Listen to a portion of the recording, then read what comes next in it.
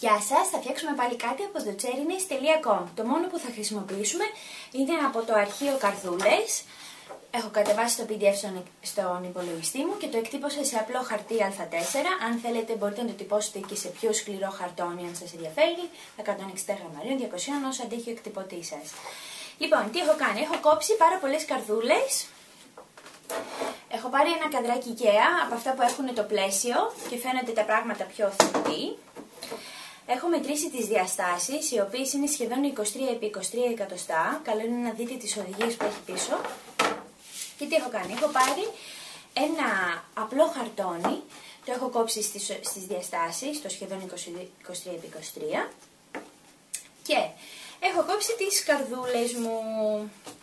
Παίρνω τις καρδούλες μου και από πίσω τους βάζω pop dots, αυτά τα μαξιλαράκια κόλλα, στα οποία δίνουν λίγο διάσταση.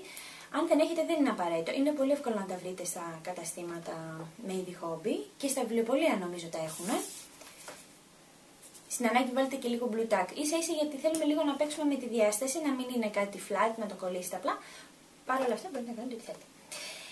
Λοιπόν, το έχω ήδη κάνει εγώ, είναι οι δύο τελευταίες καρδούλες που μου λείπουν, τώρα θα σας δείξω τι εννοώ. Έχω κολλήσει τις καρδούλες σε μετρικά 3x3 με τον ίδιο τρόπο. Pop dot από πίσω, κολλάω την καρδούλα, κοιτάω να προσέχω η μύτη της να πέφτει στο κέντρο της άλλης, το ίδιο και σε αυτήν. Ωραία, και τα βλέπω και ανάποδα. Κάτι πάρα πολύ εύκολο για να βάλετε σε ένα ωραίο δωμάτιο ή να κάνετε δώρο στον αγαπημένο σας, πολύ εύκολο. Παίρνουμε το καδράκι από το IKEA, το τοποθετώ, βάζω το από πίσω τον πάτο του, κλείνω τα clips και είναι έτοιμο. Ελπίζω να σας άρεσε. Ευχαριστώ. Γεια.